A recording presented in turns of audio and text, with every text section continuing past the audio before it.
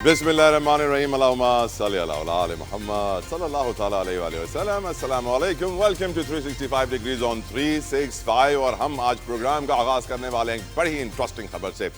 हम जानते हैं कि दुनिया की जमहूरियत पसंद मुल्कों के अंदर जो सुपर पावर है दुनिया का अमेरिका, उसको यकीनन एग्जाम्पल करके पेश किया जाता है, उसको लोग फॉलो करते हैं। हम डोनाल्ड ट्रंप को मैन ऑफ पीस कहते हैं। बार बार हमारे वजीर आजम साहब ने कहा है, नोबेल पीस प्राइज के लिए उनको नामजद किया है। लेकिन अगर हम थोड़ा सा पीछे जाएं तो हमें याद रखना चाहिए कि जब डोनाल्ड ट्रंप के खिलाफ अदालती कार्रवाई हो रही थी कैपिटल हिल अटैक्स के हवाले से, तो उस वक्त हम कहते थे देखिए इमरान खान ने भी किया, उनके खिलाफ भी कार्रवाई हो रही है, डोनाल्ड ट्रंप के खिलाफ भी कार्रवाई हो रही है। डोनाल्ड ट्रंप फिर सदर बन गए, इमरान खान जेल से ना निकल पाए। डोनाल्ड ट्रंप ने सदर बनने के बाद बड़े बड़े काम किए, लेकिन इस दफा उन्होंने एक ऐसा काम किया है जो तारीख में किसी अमरीकी सदर ने नहीं किया। First time ever in the American history of democracy किसी अमेरिकन प्रेसिडेंट ने ऐसा काम किया है। हुआ कुछ यूं है कि अमरीकी सदर ने अपने जस्टिस डिपार्टमेंट को कहा है कि उन्हें हर्जाने के तौर पर कॉम्पनसेट किया जाए, पैसे दिए जाएं। पैसे इस बात के दिए जाएं कि जब उनके खिलाफ इंक्वायरी इन्वेस्टिगेशंस होती आई हैं 2016 में, 2023 में, FBI की जानिब से, दीगर एजेंसियों की जानिब से, तो उनको बड़ा नुकसान हुआ, कानूनी कार्रवाई का सामना करना पड़ा, अदालती कार्रवाई का सामना करना पड़ा। इसलिए उनको 23 करोड़ डॉलर्स जस्टिस डिपार्टमेंट अदा करे अमेरिका का अमेरिकी सदर को।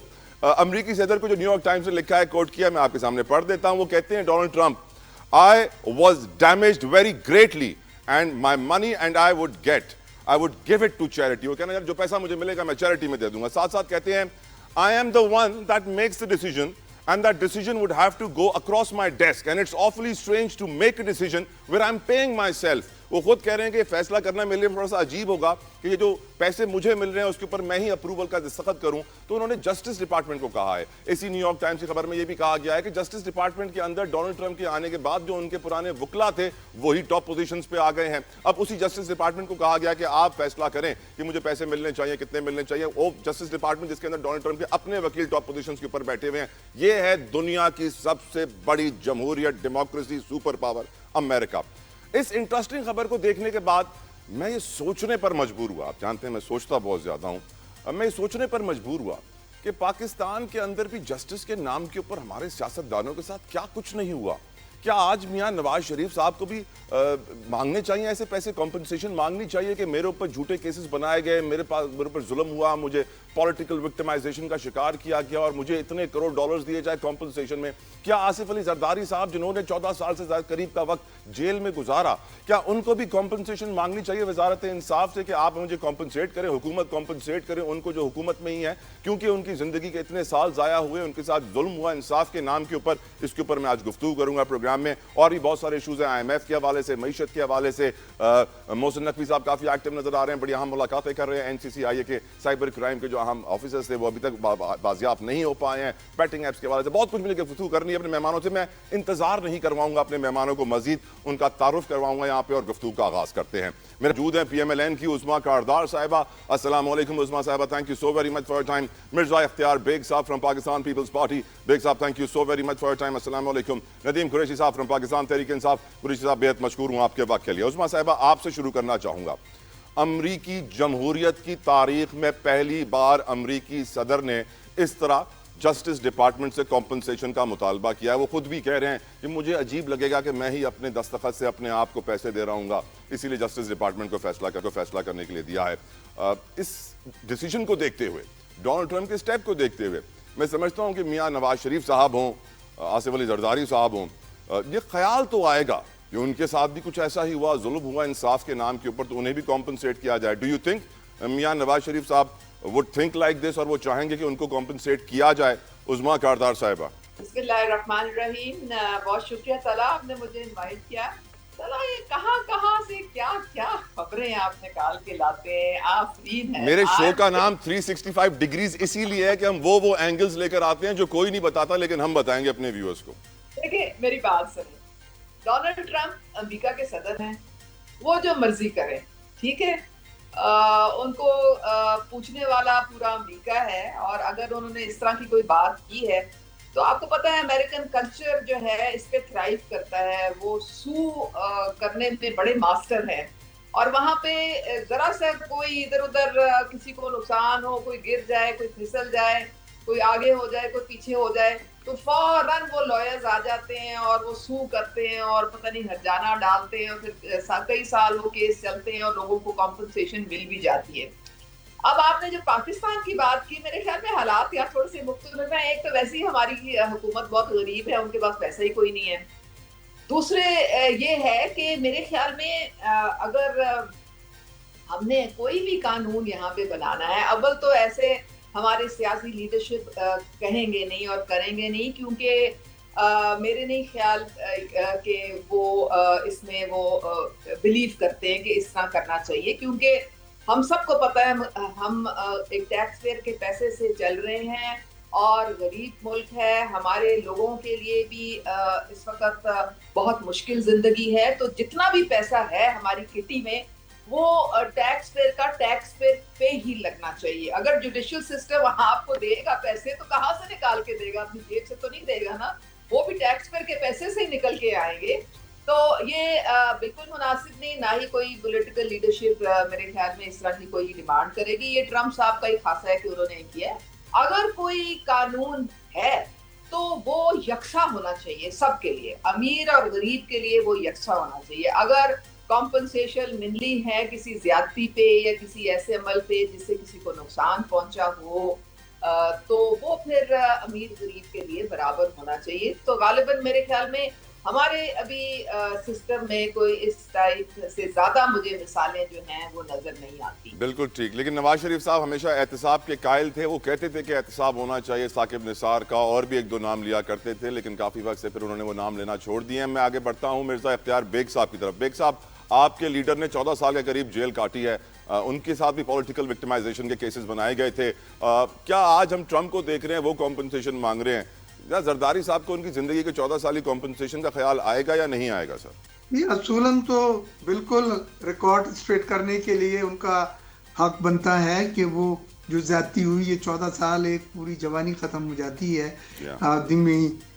लेकिन एक बात मैं बड़ा फखरिया कहूंगा कि पीपल्स पार्टी ने इस मौजू के ऊपर भुट्टो साहब की जो फांसी थी उसके ऊपर हमने केस किया था फांसी देने के बाद, और उसके ऊपर हमने रिकॉर्ड सही कराया। कोई पैसे नहीं मिले, कोई कंपनसेशन नहीं मिली, ना मांगी थी, लेकिन ये रिकॉर्ड सही हो गया कि ये जुडिशियल मर्डर था।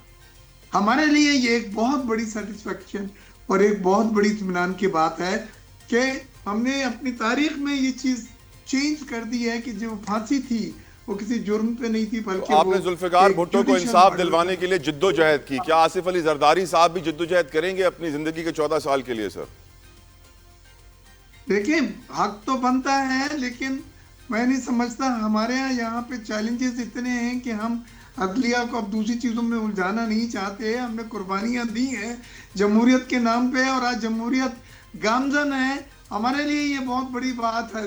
जरदारी साहब कंपनसेशन के लिए मैं नहीं समझता हूँ कभी जाएंगे, लेकिन हम ये ज़रूर चाहेंगे और हमें खुशी भी है कि हमारे कुर्बानियों लीडरों की देने से आज इस मुल्क में जमहूरियत जो है वो गामजन है। और डोनाल्ड ट्रंप ने सही काम किया बेग साहब, डोनाल्ड ट्रंप ने सही काम किया आपकी नजर में?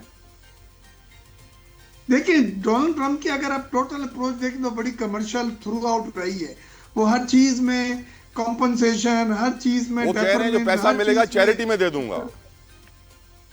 हाँ, तो ये एक बहुत बड़ी बात है पूरी दुनिया के लिए कि आप देखें, आप अपना हक मांग रहे हैं और वो monetary gain point of view से नहीं है कि माली फायदा हो। वो जो मिलेगा वो आप गुर्बत में जो लोग हैं, जो पॉवर्टी में हैं, जो चैरिटी है उसमें दे देंगे। तो ये सब मैं समझता हूँ एक नई तारीख लिखी जा रही है इन बातों से कि हमें इतना करेज होनी चाहिए, इतनी हमें हिम्मत होनी चाहिए कि हम अपने हुकूक पे जो भी चीज़ है वो क्लेम करें, हर्जाना क्लेम करें, और उसके बाद वो पैसे अगर हम अपने लिए नहीं इस्तेमाल करते बल्कि चैरिटी में दे देते हैं तो हमारा कद और बड़ा हो जाएगा। डोनाल्ड ट्रंप का कद मैं समझता हूँ इस ऐलान के बाद बढ़ाएगा अगर वो ये पैसा हासिल करके।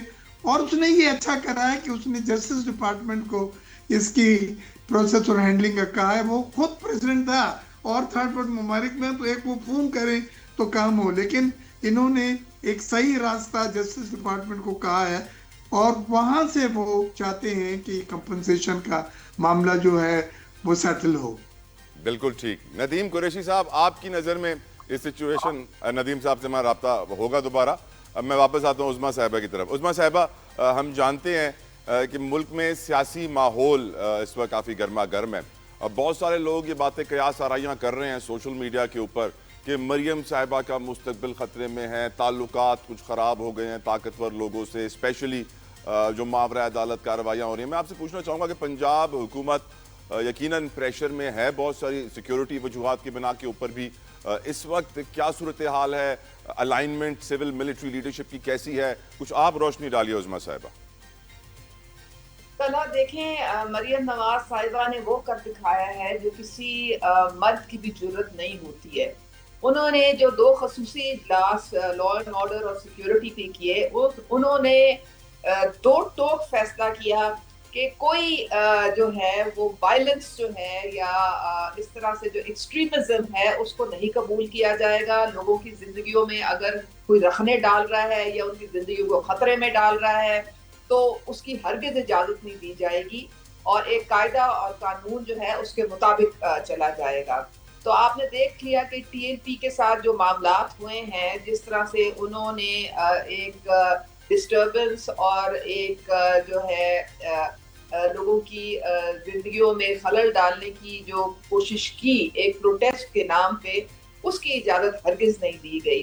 अब आप कह रहे हैं मिलिट्री और सिविल एस्टैब्लिशमेंट, क्योंकि सोशल मीडिया पे बातें हो रही है ना मैडम कि मरियम साहिबा के एस्टैब्लिशमेंट से ताल्लुकात कुछ अभी स्टेबल नहीं है।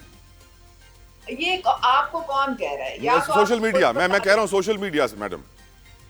देखें, आपका सोशल मीडिया जो है ना वो तो शुतर बेमुहार है। जितनी डिसइंफॉर्मेशन, जितना फेक न्यूज आपका सोशल मीडिया पे विदाउट वेरिफिकेशन, आप किसी चीज को खुदा के लिए आप यकीन ना किया करें। देखें, अव्वल तो बात यह है कि हम एक जमहूरियत और एक डेमोक्रेसी को फॉलो कर रहे हैं। हमारी जो मिलिट्री एस्टैब्लिशमेंट है उन्होंने बारहा कहा है कि हम एपॉलिटिकल हैं, जो भी अवाम का मैंडेट लेके हुकूमत आएगी हम उसके पीछे खड़े हैं। मरियम नवाज साहिबा जो हैं वो अवाम का मैंडेट लेके 2/3 मेजॉरिटी से चीफ मिनिस्टर इलेक्ट हुई। तो ये कहना कि जी उनके उससे ताल्लुकात खराब हो गए या अच्छे, उससे फर्क कुछ नहीं पड़ता है। वो अवाम का एक बड़ा कसीर तादाद में मैंडेट लेके आई हैं और दिन रात खिदमत करने में लगी हुई हैं। आई थिंक कि हमारी मिलिट्री एस्टैब्लिशमेंट बिल्कुल इसमें दखल अंदाजी नहीं करती है। उनका जो काम है वो सिर्फ जब सिविलियन हुकूमत उनको बुलाए और मदद के लिए कहे फिर वो इंटरवीन करते हैं, वरना कोई उनकी मुदाखलत नहीं होती। बिल्कुल ठीक मैडम। मिर्जा इख्तियार बेग साहब, आप भी माशाल्लाह से बड़ा काम कर रहे हैं। स्टैंडिंग कमेटी के अंदर आपने शुगर कार्टेल के हवाले से एक रिपोर्ट भी जमा कराई है, उसके बारे में कुछ बताइएगा प्लीज सर। जी, ये हमारा कौमी असम्बली की स्टैंडिंग कमेटी में ये मसला आया था और मुझे उस सब कमेटी को चेयर करने का कहा गया था और उसमें हमने इसको प्रोब किया है। हमने तमाम लोगों को जो इन्वॉल्व हैं बुलाया है। इसमें कैटलाइजेशन पे भी हमने देखा तो ये बात बड़ी अफसोस से सामने आई है कि इसमें प्राइजेस भी मैनिपुलेट की गई, इसमें स्टॉक जो बताए गए वो भी मैनिपुलेट किए गए। पहले शक्कर जो है ये बोल के कि एक्सेस है 7 लाख टन एक्सपोर्ट का परमिट लेके इसको एक्सपोर्ट करवा दिया, उस पर रिबेट ले लिए बड़े बड़े ताकतवर लोगों ने जो शुगर मिल के मालकान हैं। फिर उसके बाद शोर मचा कि शुगर कम है, किल्लत है, कीमत बढ़ रही है, 200 रुपए तक कीमत पहुंच गई, 125 150 से। फिर कहा जी इंपोर्ट की जाए और इंपोर्ट करने के ऊपर जो टैक्सेस थे, जो ड्यूटीज थी 47% वो सब माफ करवा दी गई।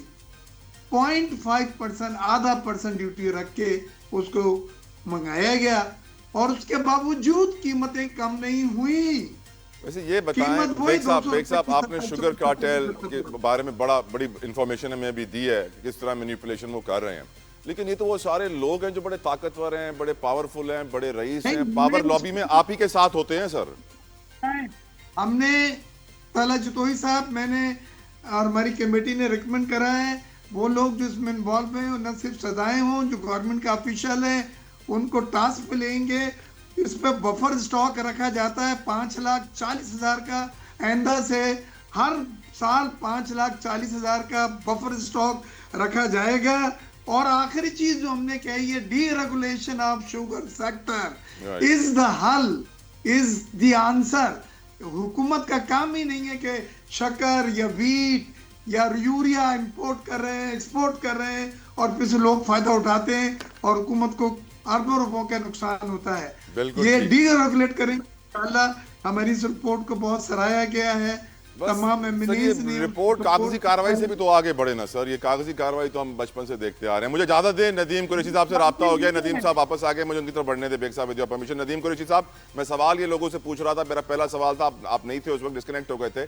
सवाल ये था कि डोनाल्ड ट्रंप ने अपने लिए कॉम्पनसेशन मांग ली है। क्या आपको लगता है कि इमरान खान भी जब 2032 में जेल से निकलेंगे उनके पास भी ऑप्शन होगा कि वो भी कॉम्पनसेशन मांगे डोनाल्ड ट्रंप की तरह? सर मैं समझता हूँ पाकिस्तान के हालात को आप अमेरिका के हालात के साथ नहीं जोड़ सकते।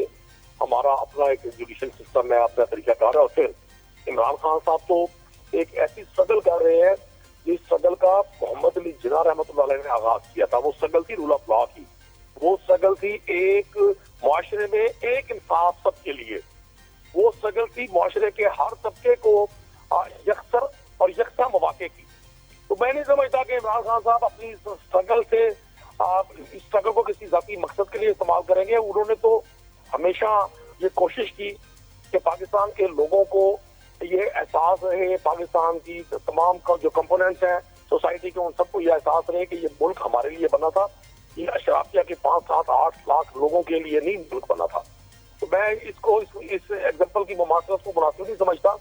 इमरान खान साहब तो हमेशा ये कहते रहे हैं कि मेरी कोई जाति किसी के साथ लड़ाई नहीं है, किसी पॉलिटिकल पार्टी के साथ जाति लड़ाई नहीं है। आइडियोलॉजिकल डिफरेंस हैं और वो रहेंगे, क्योंकि ये आज जिस जगह पर हम मुआशी तौर पे, सियासी तौर पे, मुआशरती तौर पे पहुंचे हुए हैं, इतना खौफनाक नतीजा। लेकिन नदीम साहब इस खबर का एक और एंगल भी तो है ना सर, वो एंगल ये है कि निज़ाम अदल जब इस कदर कमजोर तबाह बर्बाद हो जाए तो उसको भी सजा मिलनी चाहिए। क्या आप नहीं समझते कि हमारे निज़ाम अदल में जहाँ पे 25 साल से पहले फैसला नहीं आता वहां पे किसी को तो अकाउंटेबल ठहराना चाहिए सर? तो सर बड़ी वाज़ेह बात है कि जितने लोग अब मुख्तलिफ जिम्मेदारियों को निभा रहे हैं, वो मुख्तलिफ इदारों में लोग बैठे हुए हैं, वो सब लोग जिम्मेदार हैं।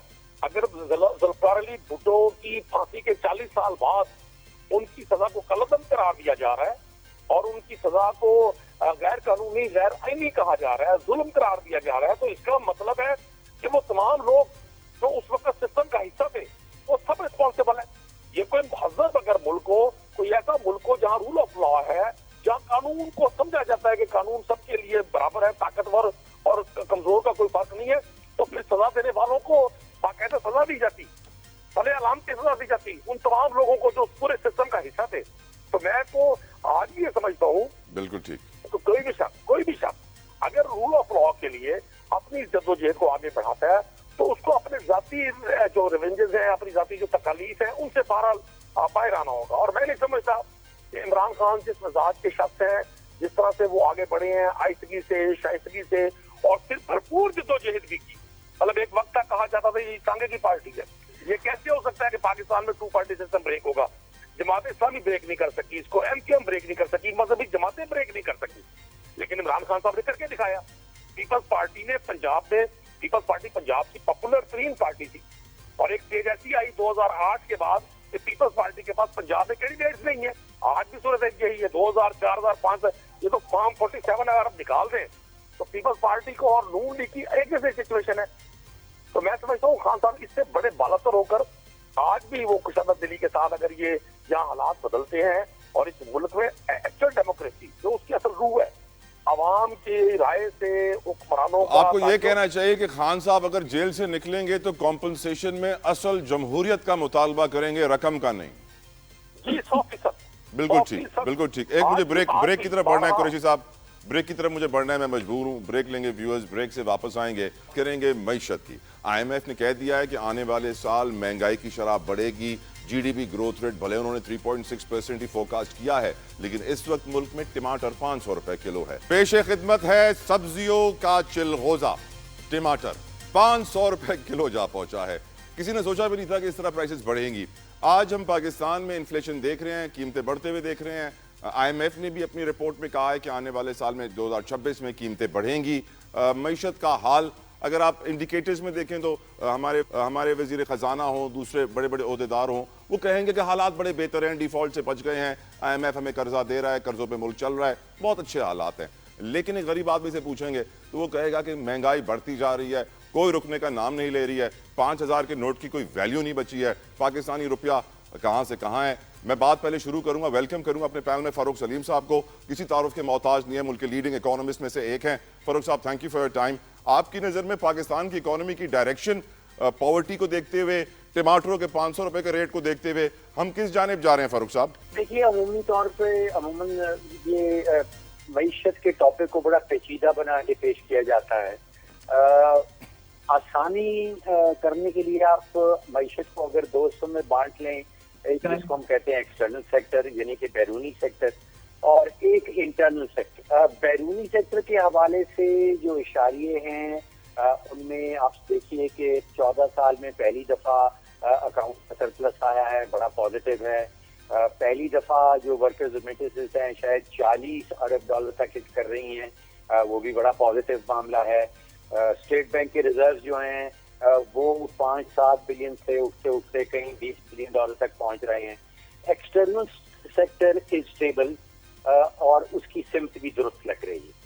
अब आ जाए इंटरनल सेक्टर के ऊपर, क्योंकि इंटरनल सेक्टर में 24 करोड़ पाकिस्तानी रहते हैं, आप और मैं उसी इंटरनल सेक्टर में जिंदगी गुजारते हैं। उसमें कुछ मामला ऐसा है कि कुव्वत खरीद पाकिस्तानियों की तकरीबन खत्म हो गई। वो वजह ये है कि अगर पिछले 3 साल की इन्फ्लेशन जो महंगाई के रेट हैं वो आप जमा कर लें तो लगभग 70-80% की महंगाई निकलती है सिर्फ पिछले 3 सालों में। अब 3 सालों में 70-80% तो चीजें अशिया जो आप और मैं कंज्यूम करते हैं वो महंगी हो गई। तनख्वाहें जो हैं अगर वो बढ़ी हैं तो 8-10% से ज्यादा नहीं बढ़ी। बहुत बड़ी मेजॉरिटी की तनख्वाह बढ़ी ही नहीं है। अब ये हाल आ जाता है कि बिजली का बिल देने के बाद, आपके गैस का बिल देने के बाद, पेट्रोल का खर्चा बर्दाश्त करने के बाद आम पाकिस्तानी खानदान जो है, एवरेज पाकिस्तानी फैमिली, उसकी कुव्वत खरीद सिफर पे रह जाती है, उसकी जेब खाली हो जाती है। मुबारक हो सर, 20 साल के बाद फर्स्ट वुमेन बैंक की प्राइवेटाइजेशन हो गई सर। PIA की कब होगी सर? Another 15 years?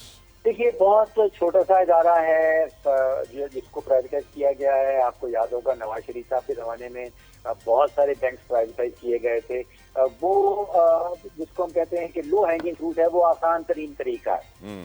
देखिए, मेरी नजर में पिछले 20 सालों में PIA ने कोई तकरीबन 450-500 अरब रुपए का नुकसान कर डाला।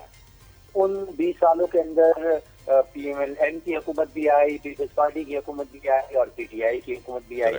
तो एक तो बड़ा वाज़ेह नतीजा ये निकलता है कि हमारी सियासी जमातें, जो बड़ी सियासी जमातें हैं, उन्होंने हुकूमतें बनाई और वो PIA के नुकसान को दूर करने में कामयाब नहीं है। उन्हीं 20 सालों के दौरान तकरीबन 10 से 11 वज़ीर आज़म आए। तो आप सोचिए कि हर वज़ीर आज़म के हिस्से में कोई 60 से 70 अरब रुपए का नुकसान सिर्फ PIA की मद में बनता है। तीनों पार्टियां, 1 दर्जन वज़ीर आज़म सभी नुकसान करते हैं।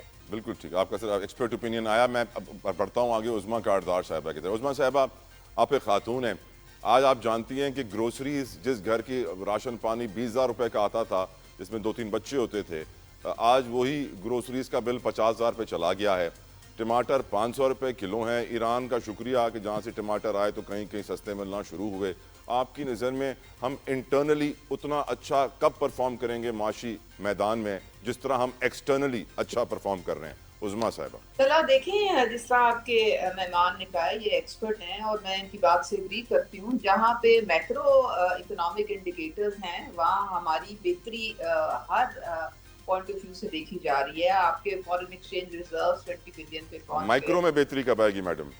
हाँ, माइक्रो का ये देखें, अल्लाह ताला को पता नहीं क्या मंजूर है। जब हम एक स्टेबिलिटी की तरफ मूव करने शुरू हुए तो आपने देखा है कि ये सैलाब जो है इससे कितनी तबाही फिरी और इससे हम फिर बहुत पीछे चले गए।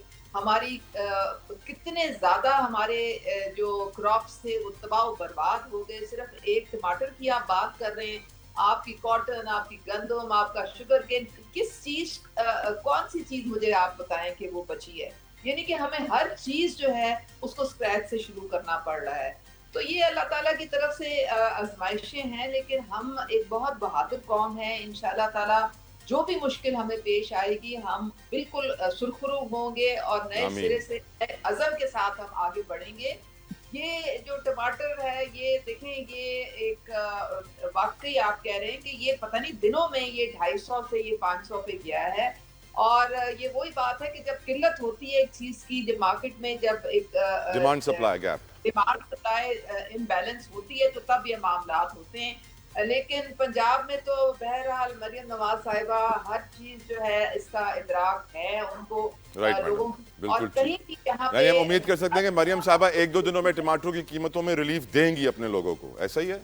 देंगी जी इंशाल्लाह। आपको याद है कि जब उन्होंने 2 महीने किसी और सूबे ने नहीं दिया, पर यूनिट 14 रुपए उन्होंने रिलीफ दिया था।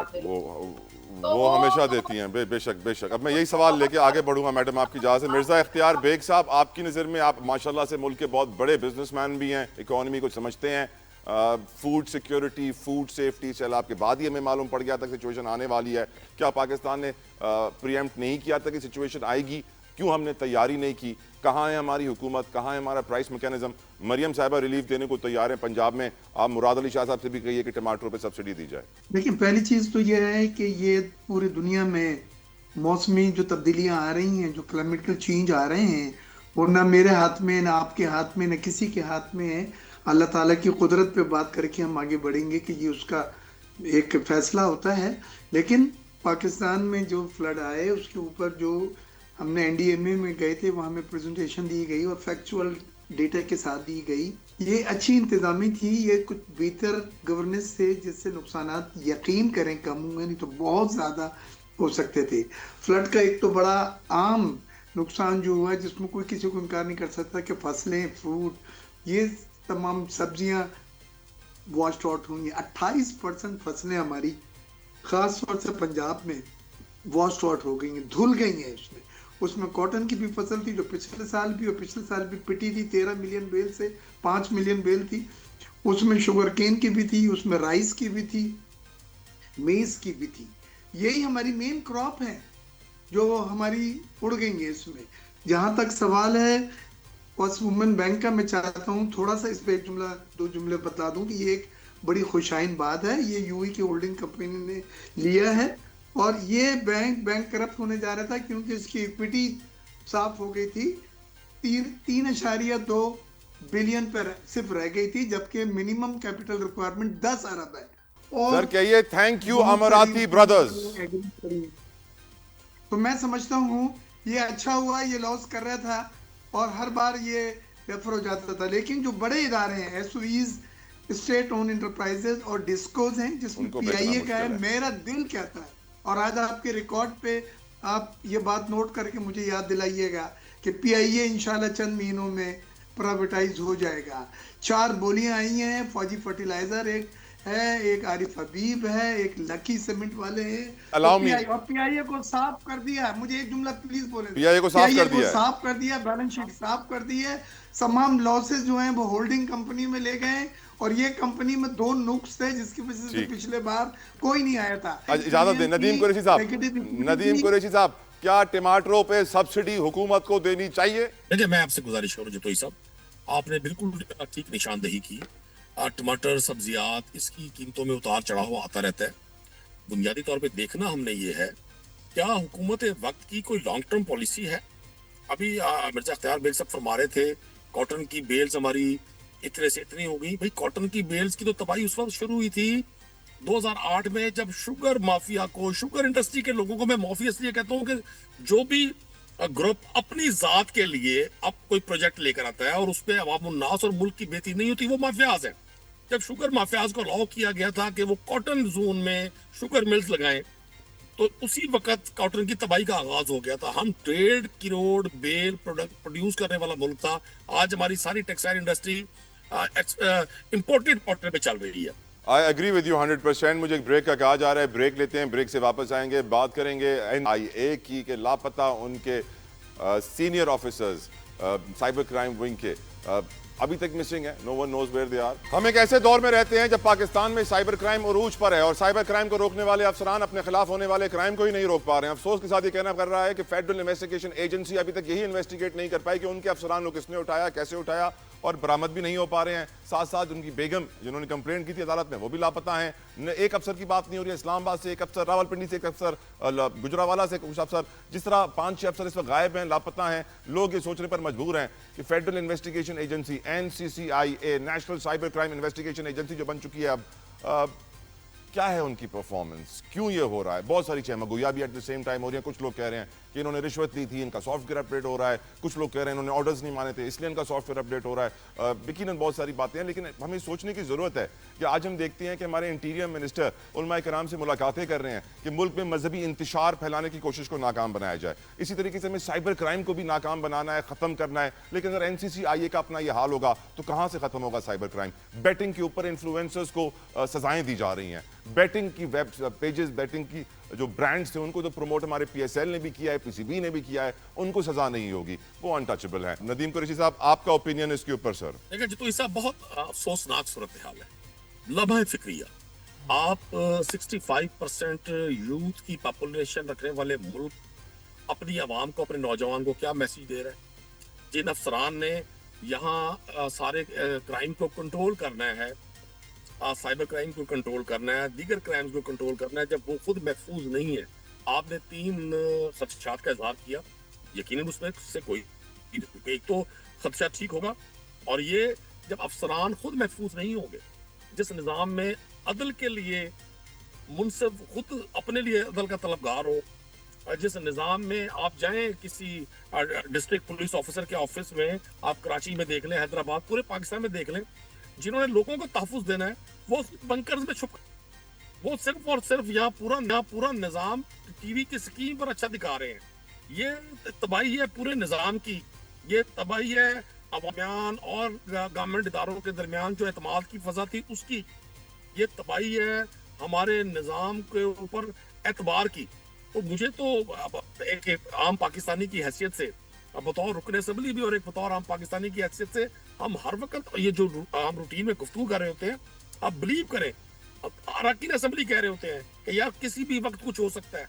इतना अदम तहफ़्फ़ुज़ है लोगों में इतनी बदगुमानी है कि इस तर्ज पर इस मुल्क को लेकर आगे चल रहे हैं। और नदीम साहब, एट द सेम टाइम हम देख रहे हैं पंजाब में मावराए अदालत कत्ल की बातें भी बहुत अब उरूज पे पहुंच चुकी हैं और बहुत एक नेगेटिव सेंटिमेंट क्रिएट हो गया उस हवाले से।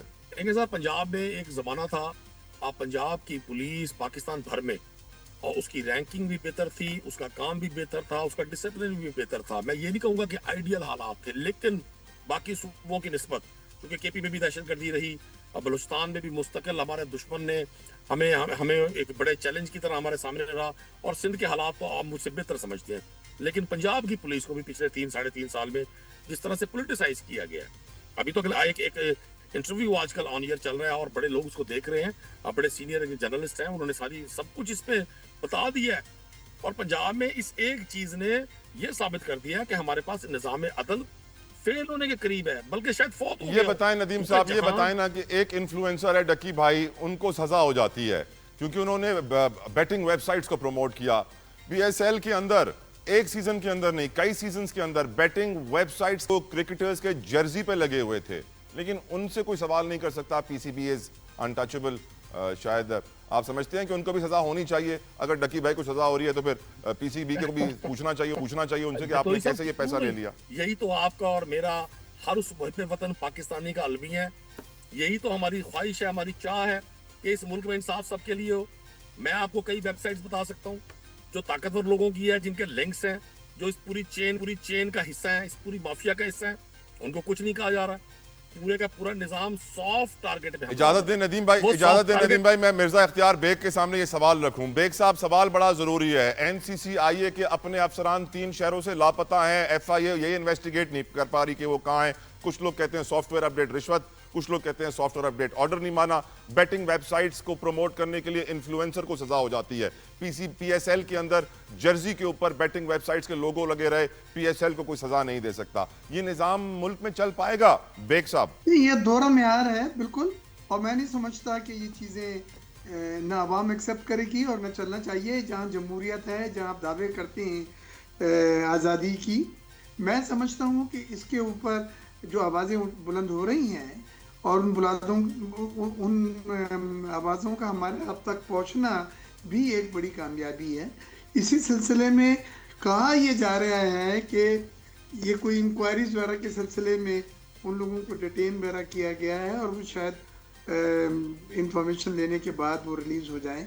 लेकिन लेकिन बेग साहब मामला अदालत कत्ल पंजाब के अंदर बहुत बढ़ गया है, इसके ऊपर भी सीरियस कंसर्न है लोगों का। बड़े बड़े हाई प्रोफाइल केसेस, बड़े बड़े लोग दुबई से पकड़े गए और फिर पुलिस मुकाबले में मारे गए। देखिए, हाँ, पंजाब में मारवाई अदालत बहुत आम हो गया है और ये ऊपर से एक ऑर्डर आए हुए हैं जो अपनाए जा रहे हैं, और ये सिर्फ तहरीक लब्बैक के सिलसिले में भी देखे गए हैं। जबकि सिंध में आपको मैं एक बहुत खूबसूरत चीज बतलाने जा रहा हूँ कि कच्चे के डाकुओं को खत्म करने के लिए एक जामे पॉलिसी बनाई जा रही है मुज़ाकरात करने के बाद कि उनके हथियार किस तरह से हम गिरवाएं। आप बता रहे हैं कि कच्चे के डाकुओं को हम जो है मार नहीं रहे हैं, उनको बचाने के लिए ऑप्शन दे रहे हैं। सिंध के अंदर और पंजाब के अंदर जो है नेफे में गोलियां भी चल रही हैं और दुबई से अरेस्ट करके पुलिस मुकाबले में मारा भी जा रहा है। मावरा अदालत कत्ल है। ये बहुत बहुत शुक्रिया मिर्जा इख्तियार बेग साहब, बहुत बहुत शुक्रिया नदीम कुरैशी साहब, उस्मा कारदार साहिबा, तमाम मेहमानों का बेहद मशकूर हूँ। प्रोग्राम के आखिर रख सकता हूँ कि काश वो दिन आए जब गरीब और रईस के लिए कानून एक हो, सबके लिए सजा बराबर हो और इंसाफ का निज़ाम राय जो पाकिस्तान में। आप भी मेरे साथ कहिए आमीन। I will see you tomorrow. अल्लाह हाफ़िज़।